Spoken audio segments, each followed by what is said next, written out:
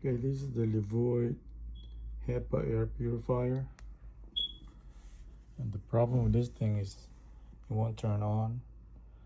Now, the problem is the capacitor. It keeps on blowing up. So this is the one right here.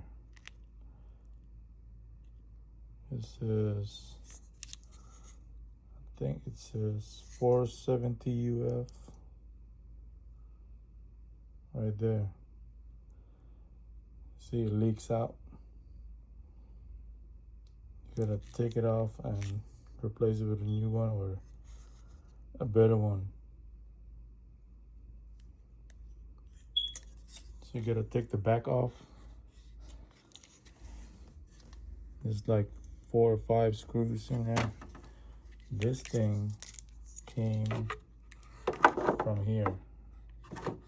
It's located right here. So this is the culprit right here.